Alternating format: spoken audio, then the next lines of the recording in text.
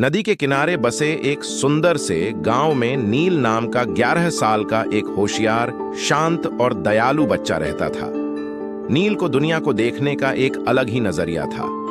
वह समस्याओं को डर नहीं बल्कि सीख की तरह देखता था। लेकिन गांव में एक बात सबको परेशान करती थी। नील बहुत शर्मीला था, किसी के सामने बोल नहीं पाता था, स्कूल में हाथ उठाने से डरता था और भीड़ में तो बिल्कुल चुप हो जाता था। नील का सपना था कि वह बड़ा होकर एक खोजकर्ता, एक्सप्लोरर बने, नई जगहें देखे, नए लोग मिले और दुनिया के बारे में सीखे। लेकिन उसकी शर्मीलापन उसे हमेशा पीछे खींच लेता। एक दिन स्कूल में घोषणा हुई, इस बार गांव स्तरीय कहानी प्रस्तुति प्रतियोगिता होगी, जो चाहे भाग ले सकता है। यह प्रतियोगिता हर साल होती थी, लेकिन इस बार विजेता को जिले के बड़े शहर में जाकर अपनी कहानी सुनाने का मौका मिलने वाला था। क्लास के सभी बच्चे उत्साहित हो गए। नील का सबसे अच्छा दोस्त कबीर बोला, तू जरूर हिस्सा ले, तू बहुत अच्छी कहानियां लिखता है। लेकिन नील घबरा गया। वह बोला, मैं मंच पर बोल ही नहीं पाऊंगा कबीर, सब मेरे ऊपर हंसेंगे। कबीर ने कहा, नील, हंसने वाले लोगों से नहीं, अपने डर से लड़ने की जरूरत है।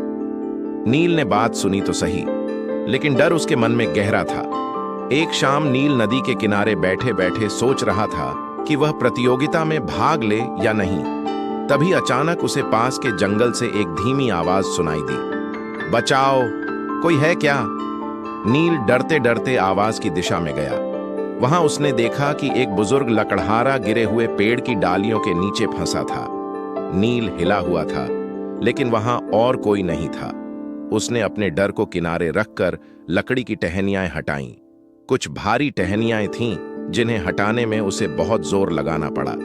जब बुजुर्ग आदमी बाहर आया, उसने मुस्कुराते हुए नील को आशीर्वाद दिया और बोला, बेटा, तुमने डरकर भी मेरी मदद की, यही असली साहस है। साहस का मतलब डर न होना नहीं, डर के बावजूद सही काम करना है। नील के मन में यह बात गहराई से उतर गई। अगले दिन नील ने मास्टर जी के पास जाकर अपना नाम प्रतियोगिता के लिए लिखवा दिया। सभी बच्चे चौंक गए। एक ऐसा बच्चा जो मंच पर बोलने से डरता था, अब कहानी सुनाने वाला था। घर जाकर नील ने अपनी कहानी लिखी, बादलों का योद्धा।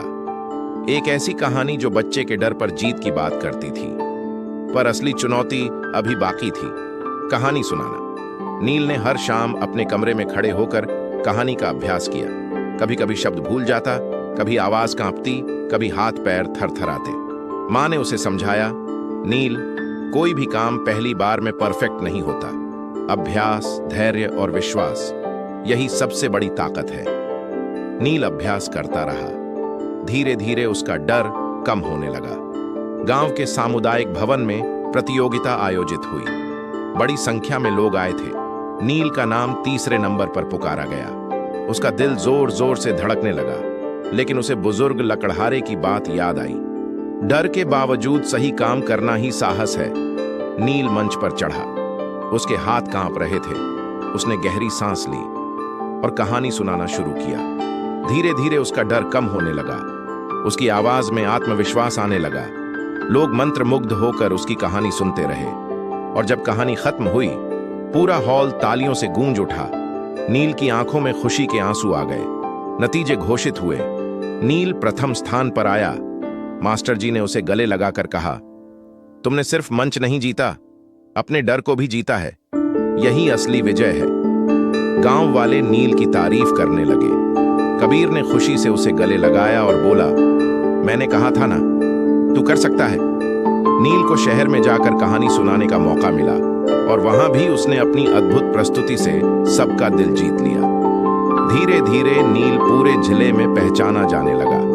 बड़ा होकर वही बच्चा एक प्रसिद्ध लेखक और प्रेरक वक्ता बना, जो बच्चों को सिखाता था, डर से भागो मत, डर के सामने खड़े हो जाओ, तभी जीत मिलेगी।